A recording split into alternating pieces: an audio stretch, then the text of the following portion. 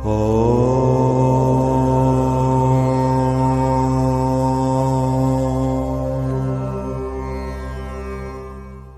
ಗುರುಭ್ಯೋ ನಮಃ. ಶ್ರೀ ಪರಮಗುರುಭ್ಯೋ ನಮಃ. ಶ್ರೀಮದಾನಂದತೀರ್ಥಭಗವತ್ಪಾದಾಚಾರ್ಯ ಗುರುಭ್ಯೋ ನಮಃ. ಶ್ರೀ ವೇದವ್ಯಾಸಾಯ ನಮಃ. ಶ್ರೀ ಭಾರತ್ಯೇ ನಮಃ. ಶ್ರೀ ಸರಸ್ವತ್ಯೇ ನಮಃ.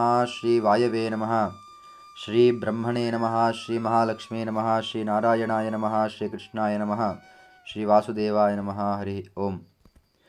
ನಾರಾಯಣಂ ಗುಣೈಃ ಸರ್ವೈಃ ಹೃದೀರ್ಣಂ ದೋಷವರ್ಜಿತಂ ಜ್ಞೇಯಂ ಗಮ್ಯಂ ಗುರುಂಶ್ಚಾಪಿ ನತ್ವಾ ಸೂತ್ರಾರ್ಥವುಚ್ಯತೆ. ಆಪಾದಮೂಳಿಪರ್ಯಂತಂ ಗುರುಣಾಮಾಕೃತಿಂ ಸ್ಮರೇತ್ ತೇನ ವಿಘ್ನಾಃ ಪ್ರಣಶ್ಯಂತಿ ಸಿದ್ಧ್ಯಂತಿ ಚ ಮನೋರಥಾಃ. ಪೃಥ್ವೀಮಂಡಲಮಧ್ಯಸ್ಥಾಃ ಪೂರ್ಣಬೋಧಮತಾನುಗಾಃ ವೈಷ್ಣವಾ ವಿಷ್ಣುಹೃದಯ ಸ್ಥಾನ್ನಮಸ್ಯೆ ಗುರೂನ್ ಮಮ. ಬಹಳ ಮಂಗಳವನ್ನುಂಟು ಮಾಡತಕ್ಕಂಥ ಮತ್ತು ವಿಶೇಷವಾಗಿರುವಂತಹ ಮತ ಮಾಧ್ವಮತ. ಆ ಮಧ್ವಮತದಲ್ಲಿ ಸಾಕಷ್ಟು ದೊಡ್ಡ ದೊಡ್ಡ ಜ್ಞಾನಿಗಳು ಬಂದು ನಮಗೆ ತಿಳಿಸಿ, ನಮಗೆ ಬೇಕಾದಷ್ಟು ಜೀವನದಲ್ಲಿ ಕಲಿತುಕೊಳ್ಳುವಂತಹ ಮತ್ತು ಜೀವನದಲ್ಲಿ ಪಾಲಿಸುವಂತಹ ಮತ್ತು ಜೀವನದಲ್ಲಿ ಅದನ್ನು ಕಲಿತು ಉದ್ಧಾರ ಆಗುವಂತಹ ಬಹಳಷ್ಟು ದೊಡ್ಡ ದೊಡ್ಡ ಕೆಲಸಗಳನ್ನು ನಮಗೆ ಮಾಡಿಕೊಟ್ಟಿದ್ದಾರೆ. ಅವರು ಬಹಳ ವಿಶೇಷವಾಗಿರುವಂತಹ 3 ಅವತಾರಗಳನ್ನು ನಾವು ಕಾಣ್ತೇವೆ. ಅವರ 3 ಅವತಾರಗಳು ಹನುಮ, ಭೀಮ, ಮಧ್ವರಾಗಿ. ನ ಚ ಮಾಧವ ಸಮೋ ದೇವೋ ನ ಚ ಮಧ್ವ ಸಮೋ ಗುರು ನ ಚ ತದ್ವಾಕ್ಯ ಸಮಂ ಶಾಸ್ತ್ರಂ ಚ ನ ಚ ತಜ್ಞಃ ಸಮಃ ಪುಮಾನ್ ಅಂತ ಎಂಬ ವಿಶೇಷವಾಗಿರುವಂತಹ ಖಿಲವಾಯ ಸ್ತುತಿಯ ಶ್ಲೋಕ ಇದು. ಅದರಲ್ಲಿ ನಾವು ನೋಡೋದಾದರೆ, ಮಾಧ್ವಮತದಲ್ಲಿ ದೊಡ್ಡ ದೊಡ್ಡ ಬುನಾದಿಯನ್ನು ಹಾಕಿದ್ದು ಹೋಗಿದ್ದಾರೆ. ಪ್ರಾತಸ್ಮರಣೀಯರಾದಂತಹ ಅದರಲ್ಲಿ ದೊಡ್ಡ ದೊಡ್ಡ ನಾವು ಸ್ಮರಣೆ ಮಾಡಿಕೊಳ್ಳಬೇಕಾದಂಥ ಜ್ಞಾನಿಗಳಲ್ಲಿ ಅದರಲ್ಲಿ ಒಂದರಲ್ಲಿ ಯಾರಪ್ಪ ಅಂತಂತಂದರೆ ನಮ್ಮ ಮಧ್ವಾಚಾರ್ಯರು. ಮಧ್ವಾಚಾರ್ಯರ ಬಂಟ ಜಗತ್ತಿಗೆ ನೆಂಟ ಅಂತ ಹೇಳ್ತಾರೆ. ಇದೊಂದು ಮಾತನ್ನು ನಾವು ಸರಿಯಾಗಿ ತಿಳ್ಕೊಳ್ಬೇಕು ಅಷ್ಟೆ. ನೋಡಿ, ಅವರ ಆಶ್ರಯದಲ್ಲಿ ಬಂದಿರತಕ್ಕಂಥ ವಿಜಯೇಂದ್ರರು ಬಹಳ ವಿಶೇಷವಾಗಿರುವಂಥ ವಿದ್ಯೆಯನ್ನು ಹೊಂದಿದ್ರು. 64 ಕಲಾವಿದ್ಯ ಚಾತುರ್ಯೈಕಾಕೃತಿರ್ಯಶ್ಚತುರಧಿಕಶತ ಗ್ರಂಥರತ್ನ ಪ್ರಣೀತ ಧೂತಾರಾತಿ ಪ್ರಬಂಧ ಅಂತ ಬಹಳ ವಿಶೇಷವಾಗಿರುವಂತಹ ಶ್ಲೋಕ ಇದು. ಚಾತುರ್ಯೈಕಾಕೃತಿರ್ಯಶ್ಚತುರಧಿಕಶತ ಗ್ರಂಥರತ್ನ ಪ್ರಣೀತ ಅಂತ. ಅವರು 64 ಕಲೆಗಳಲ್ಲಿ ಪಾರಂಗತರಾಗಿದ್ದರು. ಅವರ ಗುರುಗಳು ಯಾರಪ್ಪ ಅಂತಂತಂದರೆ ಸಾಕ್ಷಾತ್ತಾಗಿ ವ್ಯಾಸರಾಜರು. ವ್ಯಾಸರಾಜರೇ ಪ್ರಹ್ಲಾದರಾಜರು. ಪ್ರಹ್ಲಾದರಾಜರೇ ಮಂತ್ರಾಲಯ ಮಠದ ರಾಘವೇಂದ್ರ ಸ್ವಾಮಿಗಳವರು. ಮಧ್ವಾಚಾರ್ಯರಿಗೆ ಬಂಟ ಅಂತಂತಂದರೆ ಎಷ್ಟೋ ಜನಗಳಿದ್ದಾರೆ. ಅದರಲ್ಲಿ ನಮ್ಮ ವಿಜೇಂದ್ರ ತೀರ್ಥರೊಬ್ಬರು. 64 ಕಲೆಗಳಲ್ಲಿ ವಿದ್ಯಾ ಪಾರಂಗತೆಯನ್ನು ಹೊಂದಿದ್ರು ಅವರು ಒಂದು ಸಲ ಇದೇ ರೀತಿಯಾಗಿ ಪೂಜೆಯನ್ನು ಮಾಡ್ತಾಯಿದ್ರು. ಪೂಜೆಯನ್ನು ಮಾಡ್ತಿರ್ಬೇಕಾದ್ರೆ ಒಬ್ಬ ಬಂದ.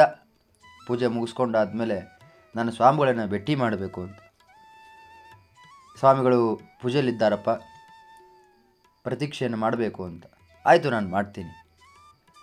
ಸ್ವಾಮಿಗಳು ಪೂಜೆ ಮುಗಿಸ್ಕೊಂಡು ಬಂದರು. ಅವನು ಫಸ್ಟು ನಮಸ್ಕಾರವನ್ನು ಮಾಡಿದ ಗುರುಗಳಿಗೆ. ಗುರುಗಳು ಮಾಡಿದ ತಕ್ಷಣ, ನೋಡಿ, ನಾನು ನಿಮ್ಮ ಮುಂದೆ ಒಂದು ವಿದ್ಯೆಯನ್ನು ಪ್ರದರ್ಶನ ಮಾಡಿ ತೋರಿಸ್ತೀನಿ. ಆ ವಿದ್ಯೆಯನ್ನು ನೀವು ಮಾಡಲಿಕ್ಕಾಗುತ್ತಾ ಅಂತಂತಂದ್ಬಿಟ್ಟು ಒಂದು ಮಾತು ಹೇಳ್ದ. ಅವರಂದರು, ಕೃಷ್ಣನ ಇಚ್ಛೆಯಂತೆ ಆಗಲಿ ಅಂತಂತಂದ್ಬಿಟ್ಟು. ಆದ್ದರಿಂದ ಅವನು ಹೊರಗಡೆ ಬಂದ. ಒಂದು ಅಂಗಳದಲ್ಲಿ ದೊಡ್ಡದಾದಂತಹ ಒಂದು ಪ್ರತಿಯೊಬ್ಬರು ಜನರು ಸೇರಿದರು ಕುಂಭಕೋಣಂನಲ್ಲಿ. ಆ ಕುಂಭಕೋಣಂನಲ್ಲಿ ಕಟ್ಟಾಗ ಒಂದು ದೇವಸ್ಥಾನದಿಂದ ಇನ್ನೊಂದು ದೇವಸ್ಥಾನದವರೆಗೆ ಹಗ್ಗ ಕಟ್ಟಿ, ಆ ಹಗ್ಗವನ್ನು ಕಟ್ಟಿ ಅದರ ಮೇಲೆ ನಡ್ಕೊಂಡು ಬಂದ ಅವನು. ಮಾಡಿದ ತಕ್ಷಣವೇ ಕೆಳಗಡೆ ಇಳಿದಾದ ನಂತರ ಸ್ವಾಮಿಗಳಿಗೆ ಹೇಳಿದ, ನೀವು ಮಾಡಿ ತೋರಿಸಿ ಅಂತಂದು. ಅದಕ್ಕೆ ಸ್ವಾಮಿಗಳು ಅಂತಂದರು, ಸರಿ ಆಯ್ತಪ್ಪ, ಮಾಡ್ತೀನಪ್ಪ, ಏನು ತೊಂದರೆ ಇಲ್ಲ. ನೋಡಿ, ಅವರು ವಿರೋಧಿಗಳ ಹತ್ರನೂ ಸಹಿತ ಹಸನ್ಮುಖಿಯಿಂದ ಮಾತಾಡ್ತಾ ಇದ್ದರು. ನಾವೆಲ್ಲರೂ ಯಾರಾದರೂ ನಮ್ಮ ವಿರೋಧಿಗಳು ಬಂದರೆ ಬಹಳ ಮುಖ ಸೊಟ್ಟು ಮಾಡ್ಕೊಂಡು ಮಾತಾಡ್ತೀವಿ. ಯಾವುದೇ ಕಾರಣಕ್ಕೂ ಮಾತಾಡಬಾರ್ದು. ಆ ರೀತಿಯಾಗಿ ದೊಡ್ಡ ದೊಡ್ಡ ಜ್ಞಾನಿಗಳು ಹೇಗೆ ತಮ್ಮ ಸಿಟ್ಟು ಕೋಪವನ್ನು ಒಳಗಡೆ ಆ ನಿಯಂತ್ರಣವನ್ನು ಮಾಡ್ತಾರೆ, ಆ ನಿಯಂತ್ರಣವೂ ನಾವು ಕಲಿಬೇಕು. ಆ ಸ್ವಾಮಿಗಳು ಏನು ಮಾಡ್ತಾರೆ ಅಂತಂದರೆ, ಬಾಳೆ ನಾರಿನಿಂದ ಒಂದು ದೇವಸ್ಥಾನದಿಂದ ಒಂದು ದೇವಸ್ಥಾನದವರೆಗೆ ಕಟ್ಟಿ, ಆ ಬಾಳೆ ನಾರಿನ ಮೇಲೆ ಕಟ್ಟಿ ಒಂದೇ ಕಾಲಿನಲ್ಲಿ ನಡೆದು ತೋರಿಸ್ತಾರೆ. ಅಂತಹ ದೊಡ್ಡ ವಿಶೇಷವಾಗಿರುವಂಥ ಕಲಾ ಯಾರಪ್ಪ ಅಂತಂತಂದರೆ ವಿಜಯೇಂದ್ರ ತೀರ್ಥರು. ಅದಕ್ಕೆ ಹೇಳಿದ್ದು ಮಧ್ವಾಚಾರ್ಯರಿಗೆ ಬಂಟ ಜಗತ್ತಿಗೆ ನೆಂಟ ಅಂತ. ಸಾಕ್ಷಾತ್ತಾಗಿರುವಂತಹ ಮಂತ್ರಾಲಯ ಪ್ರಭುಗಳು, ಕರ್ಮಜ ದೇವತೆಗಳು ಅವರು ನಮಗೆ ಎಂತೆಂತಹ ದೊಡ್ಡ ದೊಡ್ಡ ಪವಾಡಗಳನ್ನು ಮಾಡಿದ್ದಾರೆ. ಸಾಕ್ಷಾತ್ತಾಗಿ ಸರಸ್ವತಿ ತಾಯಿಯೇ ಅವರ ನಾಲಿಗೆ ಮೇಲೆ ಬಂದು ಕುಳಿತು ನಾಟ್ಯವನ್ನು ಮಾಡ್ತಾರೆ.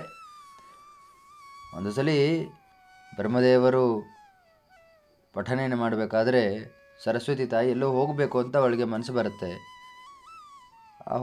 ಹೋದಾಗ ರಾಯರು ಮಲಗಿರ್ತಾರೆ. ರಾಯರ ಸ್ವಪ್ನದಲ್ಲಿ ಬಂದು ಅವರ ನಾಲಿಗೆ ಮೇಲೆ ಓಂಕಾರವನ್ನು ಬರೆದು ಅಲ್ಲಿ ನಾಟ್ಯವಾಡ್ತಾಳೆ ಸರಸ್ವತಿ ತಾಯಿ. ಆ ಸರಸ್ವತಿ ತಾಯಿ ನಾಟ್ಯವಾಡಿದಾಗ ತಾಯಿ ಮಲ್ಲಿಗೆಯನ್ನೇ ಮುಡ್ಕೊಂಡಿರ್ತಾಳೆ. ಆ ಮಲ್ಲಿಗೆ ಏನು ಮುಡ್ಕೊಂಡಿರ್ತಾಳಲ್ಲ, ತಕ್ಷಣ ಮಲ್ಲಿಗೆ ಆಡ್ತಾ ಆಡ್ತಾ ಆಡ್ತಾ ಆಡ್ತಾ ನಾಟ್ಯವಾಡ್ತಾ ಆ ಪರಿಮಳ ಹೂವೇನಿದೆಯಲ್ಲ ಒಂದೊಂದೇ ಬೀಳುತ್ತೆ ಕೆಳಗಡೆ. ಆ ಬಿದ್ದ ತಕ್ಷಣವೇ ಪರಿಮಳ ಪ್ರಸಾದ ಅಂತ. ಅದೇ ಪರಿಮಳ ಗ್ರಂಥ. ಪರಿಮಳ ಗ್ರಂಥ ಯಾವ ರೀತಿ ಅಂತಂತಂದರೆ ಬಹಳ ವ್ಯಾಕರಣಯುತವಾಗಿದೆ.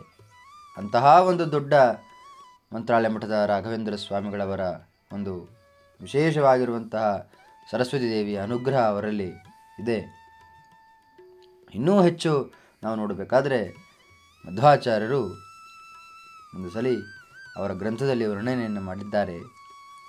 ಅವರ ಅಣುಭಾಷ್ಯ ಅಂತ, ನಾವೆಲ್ಲರೂ ಸಹಿತ ಬ್ರಹ್ಮಸೂತ್ರ ಭಾಷ್ಯ ಪ್ರತಿಯೊಬ್ಬರೂ ಸಹಿತ ನಾವು ಕೇಳಿದ್ದೀರಿ. 564 ಸೂತ್ರಗಳಿಂದ ಕೂಡಿರುವಂಥದ್ದು ಆ ಗ್ರಂಥ. ಅದಕ್ಕೆ ಶ್ರೀಮದಾಚಾರ್ಯರು ಮಧ್ವಾಚಾರ್ಯರು ಅಣುಭಾಷ್ಯ ಎಂಬತಕ್ಕಂಥದ್ದು ಬರೀತಾರೆ. ಅದರಲ್ಲಿ ಮೊದಲನೇ ಶ್ಲೋಕ ಏನಪ್ಪ ಅಂತಂತಂದರೆ, ನಾರಾಯಣಂ ಗುಣೈಃ ಸರ್ವೈ ಹೃದೀರ್ಣಂ ದೋಷವರ್ಜಿತಂ ಜ್ಞೇಯಂ ಗಮ್ಯಂ ಗುರುಂ ಶಾಪಿ ನತ್ವಾ ಸೂತ್ರಾರ್ಥ ಉಚ್ಯತೆ ಅಂತ.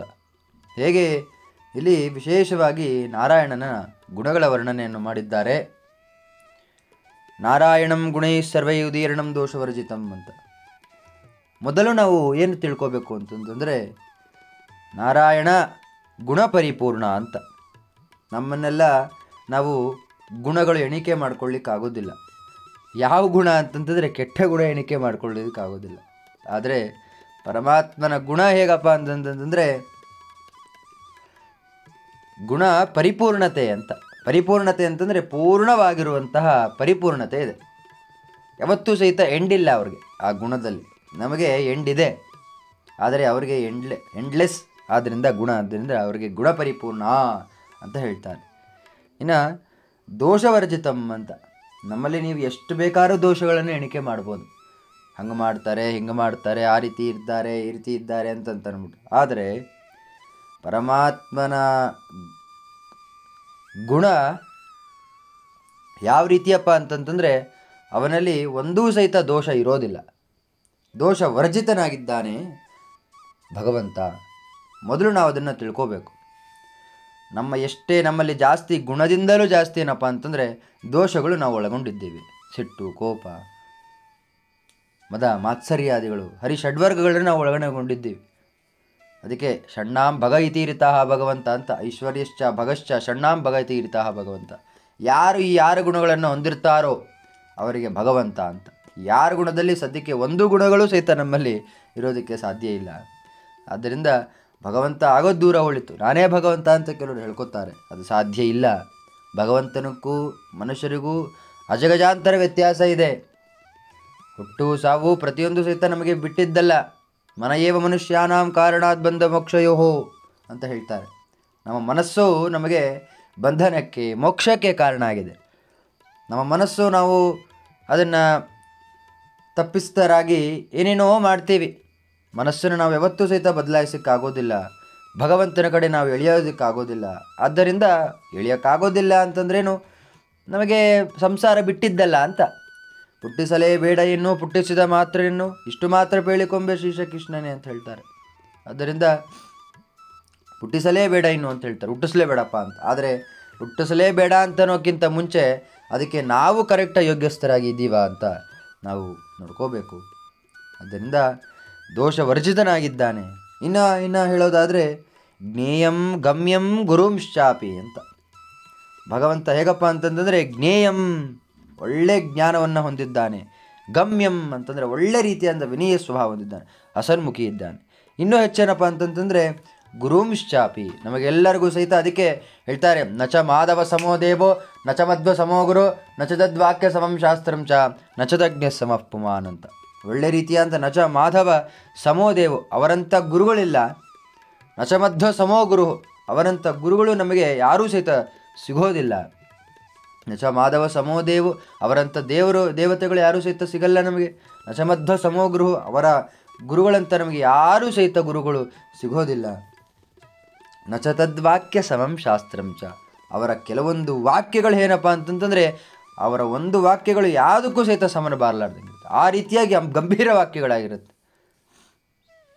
ನಚ ತದ್ವಾಕ್ಯ ಸಮಂ ಶಾಸ್ತ್ರಂ ಚ ನಚ ತಜ್ಞ ಸಮಃ ಪುಮಾನ್, ಅವರತ್ತ ಯಾರೂ ಸಹಿತ ತಿಳ್ಕೊಳ್ಳಿಕ್ಕೆ ಆಗೋದಿಲ್ಲ. ಇದೇ ರೀತಿಯಾಗಿರುವಂತಹ ಮಧ್ವಾಚಾರ್ಯರ ಬಗ್ಗೆ ವಿಶೇಷ ರೀತಿಯಾದಂತಹ ಒಂದು ನಾವು ಕೇಳಬೇಕು. ಇವತ್ತಿನ ದಿವಸದಿಂದ ಇಂದಿನ ಮುಂದೆ ಈ ಒಂದು ಭಾಗ ನಡೆಯಲಿದೆ. ಪ್ರತಿಯೊಬ್ಬರೂ ಸಹಿತ ಆ ಮಧ್ವಾಚಾರ್ಯರ ಬಗ್ಗೆ ಕೇಳಿ ಕೃತಾರ್ಥರಾಗ್ರಿ. ಆ ಮಧ್ವಾಚಾರ್ಯರ ಅನುಗ್ರಹಕ್ಕೆ ಪ್ರತಿಯೊಬ್ಬರೂ ಸಹಿತ ಪಾತ್ರರಾಗ್ರಿ. ಸರ್ವೇಂದ್ರಿಯ ಪ್ರೇರಕೇಣ ಶ್ರೀ ಪ್ರಾಣ ಪ್ರತಿನಿಧಿತಃ ಯದವೋಚ ಮಹಂತೇನ ಪ್ರಿಯತಾಂ ಕಮಲಾಲಯೇ. ಪ್ರತಿಯೊಬ್ಬರೂ ಸಹಿತ ಆ ಮಧ್ವಾಚಾರ್ಯರ ಬಗ್ಗೆ ಕೇಳಿ ಅವರ ಅನುಗ್ರಹಕ್ಕೆ ಪಾತ್ರರಾಗಲಿ. ಪ್ರತಿಯೊಬ್ಬರೂ ಕೇಳಿ ಆ ಲೈಕ್ ಆ್ಯಂಡ್ ಸಬ್ಸ್ಕ್ರೈಬ್ ಮಾಡಿಬಿಟ್ಟು ಆ ಮಧ್ವಾಚಾರ್ಯ ಅನುಗ್ರಹ ಪಾತ್ರ ಆಗಲೆಂದು ಸಂಪೂರ್ಣ ಮಧ್ವಾಂತರ್ಗತ ಶ್ರೀ ಕೃಷ್ಣಾರ್ಪಣಮಸ್ತು. ಮಧ್ವೇಶಾರ್ಪಣಮಸ್ತು. ಹರಿ ಓಂ.